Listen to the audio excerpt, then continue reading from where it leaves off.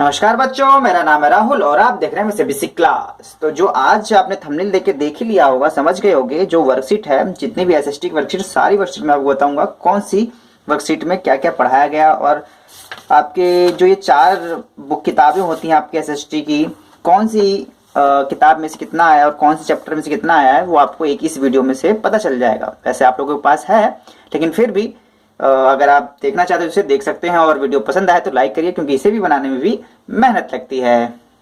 तो जैसे पता होगा कि आपकी एसएसटी है 4 हिस्सों में बटी होती है, 1 2 3 4। मैंने शुरू में बहुत पोल रखे थे, ठीक है, और बच्चे वोट भी करते थे, अच्छी बात थी। और अब तो टेलीग्राम पे ही आ गए हैं। तो सबसे पहले हम शुरू करेंगे आपका इतिहास से, ठीक है, भारत और समकालीन विश्व, ठीक है, फिर आपका फिर भूगोल में आएंगे, फिर लोकतांत्रिक राजनीति, फिर लास्ट में अर्थशास्त्र। तो सबसे पहले है फ्रांसीसी क्रांति। तो फ्रांसीसी क्रांति जब आपकी वर्कशीट स्टार्ट हुई थी तो उस टाइम पे सूर्य की वर्कशीट थी, तो ये मेरे पास इसका प्रिंट आउट नहीं है, लेकिन फिर भी जो आपकी वर्कशीट ये करा दी गई है, ये चैप्टर करा दिया गया है फ्रांसीसी क्रांति आपके वर्कशीट के थ्रू, ठीक है। चीजें क्या है, ये पुनरावृत्ति जब आएगी मैं आपको दिखा दूंगा, लेकिन फिर भी कोई बात नहीं। अगर आप सोच रहे हो कि नहीं है, ऐसी बात नहीं है, पुनरावृत्ति फ्रांसीसी क्रांति आपकी करा दी गई है, क्योंकि 63-64 से जब आपकी पुनरावृत्ति चल रही थी, तो इस हिसाब से भी आप अंदाजा लगा सकते हैं, ठीक है। तो ठीक है, तो ये आप चीजें समझ रहे हो। पुनरावृत्ति अगर देखना तो देख सकते हैं ये वाली वेबसाइट, लेकिन शुरू से मैं चलता हूँ दूसरे चैप्टर पे, यूरोप में समाजवाद एवं रूसी क्रांति। अब ये जो आपके पास है, मेरे पास चारों तरफ फैला हुआ है, ठीक है। तो अब यहाँ से देखोगे कहाँ से स्टार्ट हुआ ये वर्कशीट। ये वर्कशीट आपकी स्टार्ट हुई थी 22 से, यूरोप में समाजवाद और रूसी क्रांति। ये देखें ना, यूरोप में समाजवाद और रूसी क्रांति 25/8/2020 को स्टार्ट हो गया। तो ये आपके इतिहास से है, ठीक है। इसमें क्या क्या पढ़ा था आपने, क्या क्या क्वेश्चन है, आप क्वेश्चन देख लीजिएगा, क्योंकि आंसर तो आप लोगों के पास ही है, ठीक है। समाजवाद धन और उत्पादन संसाधनों में के बीच विचार प्रकट करता है। इसके बाद ये चीजें यही मेरे को समझ में नहीं आई, ठीक है। यहाँ देखेंगे, ठीक है, यूरोप में समाजवाद रूसी क्रांति, बस समाजवाद, यूरोप में समाजवाद रूसी क्रांति। अब यहाँ पे रूसी क्रांति भाग 1, ठीक है, याद रखना। मेरे को लगा कि 1 2 कैसे स्टार्ट कर रहे हैं, लेकिन स्टार्ट आपकी यहीं से होगी थी। इस वाले में समाजवाद के बारे में बताया गया था। अब यहाँ से जो भी स्टार्ट हुआ रूसी क्रांति के बारे में, ठीक है। वर्कशीट 23 में आपने रूसी क्रांति के बारे में पढ़ा था, ठीक है। इसके बाद वर्कशीट आपकी 23 के बाद 24, ये जार निकोलस, ठीक है, इसी के बारे में काफी अच्छा हमने पढ़ा था। वर्कशीट 24 में रूसी क्रांति भाग 2। अब देखेंगे इसमें कौन कैसे कैसे प्रश्न थे। तो यहाँ से आप वीडियो को रोक के प्रश्न देख सकते हैं आसानी से। रूसी क्रांति में लेनिन का क्या योगदान था, इसी ने मजदूरों का साथ और समर्थन देने की बात कही थी ना। और उसके बाद आते हैं वर्कशीट 25, ये भी है यूरोप में समाजवाद एवं रूसी क्रांति, ठीक है, पार्ट 3। अब यहाँ पे देखेंगे, इसमें इस प्रकार के क्वेश्चन थे आपके 20वीं सदी में रूसी समाज में किस किस प्रकार के आर्थिक बदलाव आए थे। ये वीडियो आपकी हेल्प उस चीज में करेगा जब जैसे कि आपको कोई प्रश्न खोजने हो, आपको प्रश्न नहीं मिल रहे किस पार्ट में से है, तो आप इस वीडियो से आसानी से चेक कर सकते हैं। क्वेश्चन नंबर आपका है, वर्कशीट नंबर है आपकी 26, रूसी क्रांति भाग 4, ये अंतिम भाग था। और इसमें देखिए रूसी क्रांति के बाद रूस में गृह युद्ध होने के क्या करना थे। जैसे भारत में भी गृह युद्ध हुआ था थोड़ा सा, जैसे पाकिस्तान और हिंदुस्तान 2 हिस्सों में बंटवारा हुआ, तो हर जगह ऐसे होता है, कहीं भी अगर क्रांति के बाद जो आजादी के बाद कुछ न कुछ गृह युद्ध होते ही हैं, उसके क्या कारण थे यहाँ पे आपको बताने होंगे। यहाँ से आपका जो इतिहास का दूसरा पार्ट खत्म हो जाता है, इसका दूसरा पार्ट खत्म हो जाता है आपका। तो अगर आपको लिखना होगा तो वर्कशीट संख्या लिख लीजिएगा, क्योंकि मैंने बहुत कुछ फिलअप कर दिया, फिर यहाँ पे ज्यादा से खिचड़ी मच जाएगी, इस वजह से मैं ज्यादा नहीं कर रहा हूँ, ठीक है। तो पेज नंबर तो लिखते नहीं है, ये भी पेज नंबर भी हमें ही भरना पड़ता है, ठीक है। इसके बाद आपका इतिहास में आता है, जिससे साइड रखता हूँ। उसके बाद है आपका नाजीवाद और हिटलर का उदय। हिटलर, इस मुच्छड़ के बारे में तो आप सभी जानते हैं। अब इसको हमने इसका जिंदा और आत्महत्या कर ली थी, देख रहे हो, इतना बड़ा होने के बाद भी आत्महत्या कर ली इसने। नाजीवाद और हिटलर का उदय भाग 1, ठीक है, ये आपका इतिहास पार्ट 3 का है, ठीक है। पार्ट 1 2 3 पार्ट 3 है यहाँ से, तो मतलब पार्ट 3 भी आपको कराया जा चुका है वर्कशीट के थ्रू, ठीक है। इसके कुछ प्रश्न है, इस प्रकार से आप प्रश्न देख सकते हैं। और आपको आंसर और वर्कशीट समझनी है तो समझदार हो, वर्कशीट का संख्या आपको 43 देखनी होगी। उसके बाद है वर्कशीट 44, नाजीवाद और हिटलर का उदय भाग 2, ये भी इतिहास का ही है, पार्ट 3। प्रथम विश्व युद्ध में के बाद जर्मनी का क्या हाल हुआ।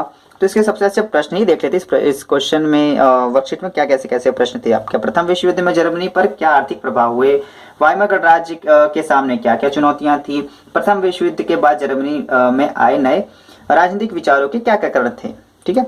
तो इसके बाद जो हिटलर था, वो कहाँ पहुंचा दिया हमने हिटलर को, तो हिटलर का उदय। अब जाके वर्कशीट नंबर 3 में हिटलर का उदय हुआ था, ठीक है। तो अब देखेंगे हिटलर के उदय होने के क्या क्या कारण थे। आपकी जो पुनरावृत्ति वर्कशीट आई थी उसमें भी हम ये सब कर चुके हैं। जर्मन लोगों ने हिटलर से क्या वादे किए थे, पूरे देश में नियंत्रण स्थापित करने के लिए हिटलर ने कैसे कैसे कदम अपने अपनाए थे।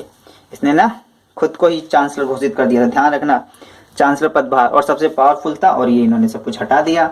नाजीवाद और हिटलर का उदय भाग 4। हिटलर द्वारा जर्मनी पर शासन, भाई साहब क्रूर शासन करने लगा। जो वहाँ के कौन थे, यहूदियों पर ज्यादा अत्याचार करने लग गया था। जो इसमें प्रश्न है वो आपके इस प्रकार से, हिटलर ने जर्मनी पर नियंत्रण के लिए कौन कौन से संगठन बनाए, नाजी सोच के अनुसार अवांछित कौन थे, हिटलर में कौन कौन से देश के आक्रमण किया। ठीक है, इस प्रकार से आप ये वर्कशीट नंबर 46 अगर आप देखेंगे तो हिटलर के बारे में ही मिलेगी। 47, हिटलर ने बहुत टाइम लगा, देखो हिटलर कितना लंबा चौड़ा हिटलर चल रहा है यहाँ पे आपका। ठीक है, हिटलर नासी दृष्टिकोण क्या था, 47 है। ठीक है, और नासी युवा सोच क्या थी, नासी में सोच। ठीक है, ये नीचे इसके कुछ प्रश्न उत्तर हैं आपके। हिटलर का नासी दृष्टिकोण क्या था। ठीक है, तो यहाँ से आपकी हिटलर वाली जो कहानी थी यहाँ समाप्त हो जाती है। हिटलर ने आत्महत्या क्यों की, ये आपकी वर्कशीट में नहीं था, लेकिन पुनरावृत्ति वाले में आपको ये बताया गया था इसकी हत्या क्यों की गई थी। मतलब इसने आत्महत्या क्यों की गई, नहीं क्यों की थी। देख रहे हो कितना फर्क हो जा रहा है थोड़े से भाषा के अंतर पे। तो यहाँ पे ये समाप्त हो जाता है आपका 48 तक। अब इसके बाद क्या है आपका, वन समाज एवं उपनिवेशवाद, आधुनिक विश्व में चरवाहा, ये दोनों आपका नहीं है, ये काट लेना, ये अच्छे से काट लेना प्यारे बच्चों। ठीक, अब हम आते हैं अगले सेक्शन, किस पे, भूगोल। हम भी गोल तुम भी गोल, दुनिया तो पहले से है गोलम गोल। ठीक है, तो अब देखेंगे यहाँ पे सबसे पहले हम पढ़ेंगे भारत आकार और स्थिति के बारे में। और हाल फिलहाल में ये मैं टेलीग्राम पे इसका रिवीजन करा ही रहा हूँ। तो ये वर्कशीट आपकी शुरू हो गई थी, वर्कशीट 13 से। आइए भाई साहब खुल जाओ, क्या शर्मा रहे हो, क्यों शर्मा रहे हो यार। वर्कशीट भारत आकार और स्थिति के बारे में ये कई बार करा चुका हूं मैं, आपको याद भी होगा। यहाँ पे कुछ इंपॉर्टेंट क्वेश्चन है, अरब सागर में भारत में कौन सा द्वीप गिरता है, यार कितनी बार गिराएंगे इस द्वीप को, मतलब तो ये रहा आपका। बताइएगा अगर आपको पता होगा तो, लक्षद्वीप है, बता ही दे रहा हूँ साथ के साथ में, चलो कोई बात नहीं। और आकार में आपका फिर इसके बाद 14, कौन सा, भारत के पड़ोसी देश, याद रखना पाकिस्तान के साथ साथ अफगानिस्तान में, बार बार बोलूंगा, अफगानिस्तान भी यहाँ पे टच होता है। ठीक है, लेकिन काजिकिस्तान नहीं होता। ठीक है, ऐसे ऐसे सबने चुंडी तान जैसे नाम रख रखे हिंदुस्तान के नाम पे, नहीं। तो आगे आते हैं, तो इसमें था 15वां, भारत तथा विश्व। यह भी भारत तथा आकार की स्थिति को लेकर था, वर्कशीट नंबर 15। यहाँ पे कुछ इस प्रकार के ऐसे प्रश्न है, विश्व मानचित्र पर भारत की स्थिति का वर्णन कीजिए। ठीक है, इस प्रकार से आपके प्रश्न इसे रोक के आसानी से देख सकते हैं। तो कहने का मतलब भारत आकार की स्थिति में क्या क्या पढ़ा वो आपने देख लिया। अब दूसरे नंबर पे भारत के भौतिक स्वरूप। जो भारत के भौतिक स्वरूप हैं वो आपकी वर्कशीट स्टार्ट हो गई थी, शुरू हो गई थी 49 से। ठीक है, मरुस्थल के बारे में, भारतीय या थार मरुस्थल के बारे में। ठीक है, यहाँ पे देखें प्रश्न कुछ इस प्रकार से थे, इसका रिवीजन आना चाहिए था, थोड़े इंपॉर्टेंट क्वेश्चन थे इसमें से। थार मरुस्थल की अधिकांश नदियां वर्षा वाही क्यों होती हैं, अरे जब बारिश होगी तभी तो वर्षा, वहां पे बारिश तो होती नहीं है। पलाया से क्या समझते हैं आप, विश्व के सर्वाधिक जनसंख्या घनत्व वाले मरुस्थलीय की किन्हीं 2 जलवायु विशेषताएं क्या बताइए, इस प्रकार से था। फिर 50 में मांगे थे, तट के बारे में पढ़ा था हमने, पूर्वी तटीय और पश्चिमी तटीय के मैदान में। बच्चों ये रट लेना, बहुत कई बार आया है क्वेश्चन पेपर में, और इस प्रकार के जिसके है प्रश्न वो इस प्रकार से हैं। भारतीय सीमा में आने वाले समुद्र तटीय मैदान के नाम बताइए। इसके बाद इसकी लास्ट वर्कशीट थी। ठीक है, पार्ट 2 भारत के भौतिक स्वरूप, कार्यपत्र 51, द्वीप के बारे में। अगर आपको द्वीप के बारे में पढ़ना है, अंडमान निकोबार द्वीप समूह, लक्षद्वीप, और ये काफी इंटरेस्टिंग है, मैंने इसमें एक वीडियो भी एक अंदर दी थी जिसे आप देख सकते हैं, और सारी जो लिंक है डिस्क्रिप्शन में मिल जाएगी। वर्कशीट 51, तो द्वीप के बारे में पढ़ना है तो आपको वर्कशीट 51 देखनी होगी। ठीक है, तो ठीक है, यहाँ पे आपका भारत के भौतिक स्वरूप भी समाप्त हो जाता है। अब आते हैं अफवाह। अफवाह, ठीक है, कोई अब बात की अफवाह नहीं है।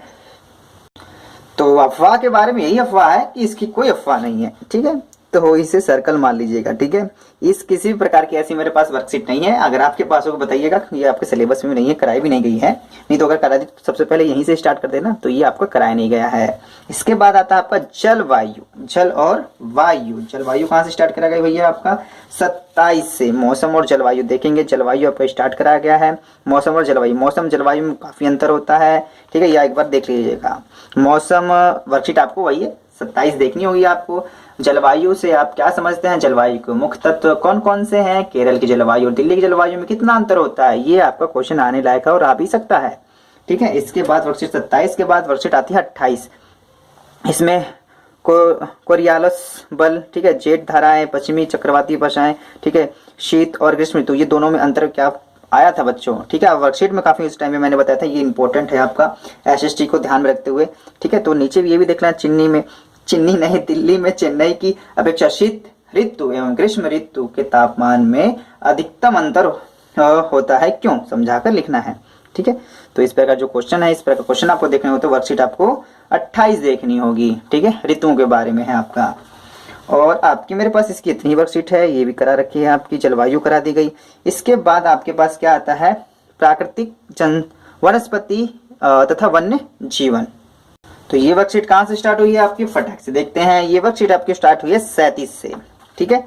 तो इसके अंदर देखे थे ना कितने प्रकार की जातियां थी, कितने प्रकार की चीजें थी। आप उस टाइम पे मैं वोट यूट्यूब पे देता था, काफी अच्छा आपके रिस्पॉन्स भी आता था। तो इस टाइम पे कुछ आप आलगसीपन दिखा रहे हो, क्योंकि गर्मी की छुट्टियां क्या मनाओगे इस टाइम पे, छुट्टियां जो चल रही है ठंडी चल रही हैं। प्रश्न नंबर 1, भारत में कितने प्रकार के पादप प्रजाति पाई जाती है, सब आप भूल गए हो बच्चों, याद कर लेना। 47,000, एक 4700 भी आता है, कहीं बच्चे उस पर टिक करके आ जाते हैं, ठीक है। इस प्रकार की अगर चीजें आपको आंसर चाहिए तो वर्कशीट आपको 37 देखनी होगी। 37 के पास आपका है वर्कशीट 38। 38 में क्या था आपके वनों के बारे में, उष्णकटिबंधीय वर्षा वन, उष्णकटिबंधीय पर्णपातीपन, सूक्ष्म पर्णपातीपन, कटीले वन, और नीचे इस प्रकार से इसके प्रश्न है आपके।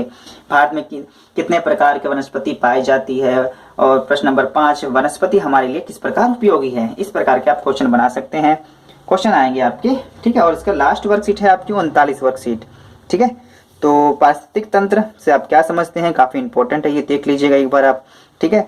तो जीवोम से आप क्या समझते हैं, कई बार बच्चे ये आते हुए भी छोड़ के आते हैं, काफी सिंपल है आपका, एक बार देख लेना आप। अगर आप ज्यादा डिटेल्स में अगर कोई वर्कशीट समझनी होगी तो वर्कशीट आपको 39 देखनी होगी। तो यहाँ पे आपका समाप्त हो जाता है प्रश्न 5, अध्याय 5।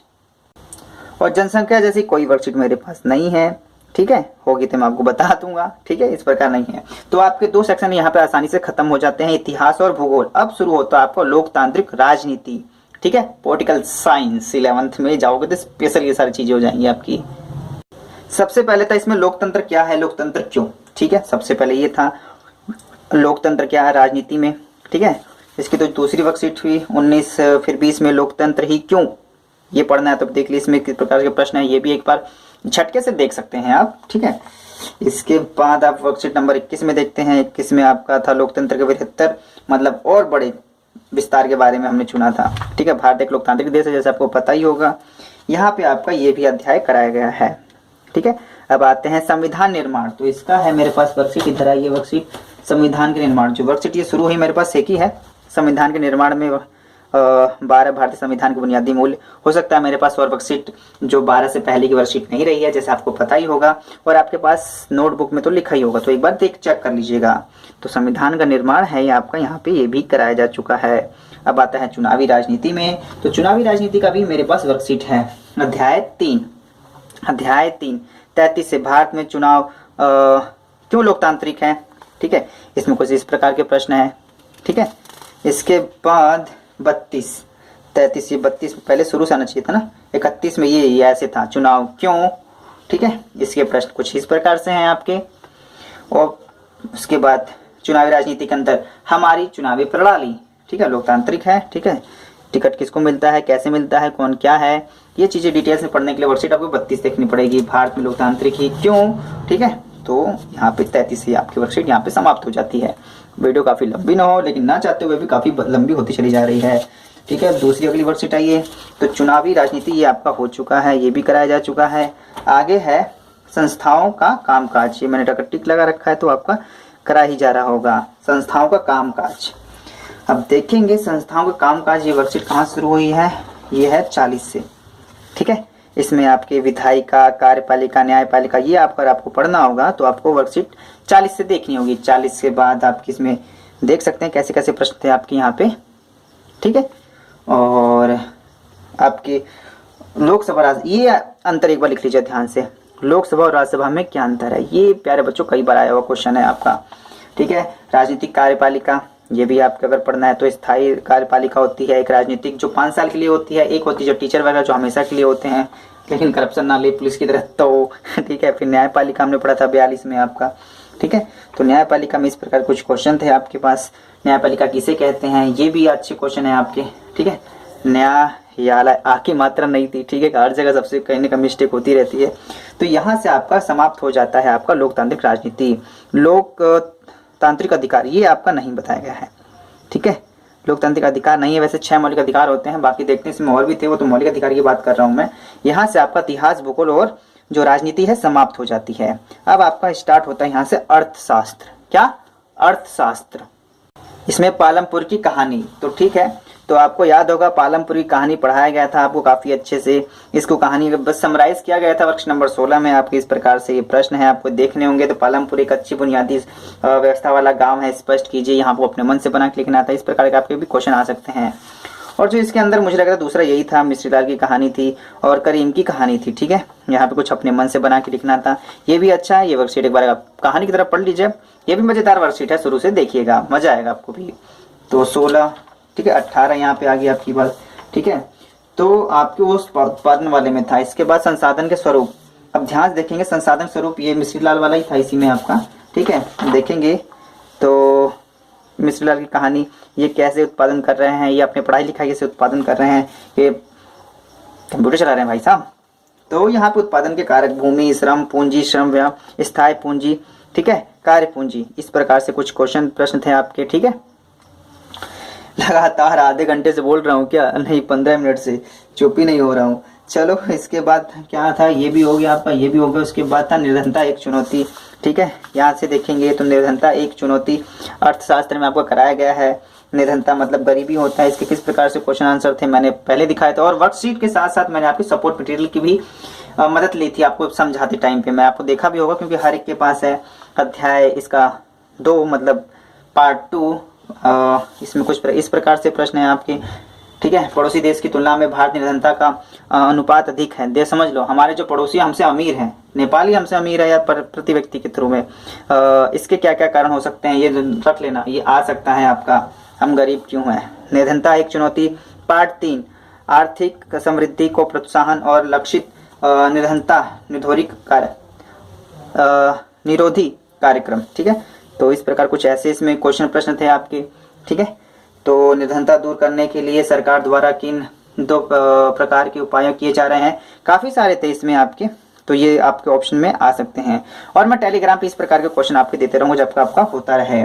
तो यहाँ आपके पालमपुर की कहानी ये भी, और निर्धनता एक चुनौती ये भी कराई गई। भारत की खास सुरक्षा ये आपका नहीं कराया गया है अभी, ठीक है।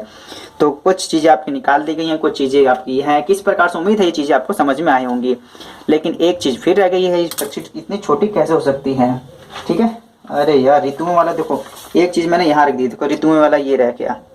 देखो कह रहा था ना, आगे पीछे इतनी सारी वर्कशीट होती है, छूट जाती है। 29 ऋतु में भाग 2, भाग 3, भाग 1 ही दिखाई होगा मैंने, ठीक है, जलवायु के अंदर, देख रहे हो।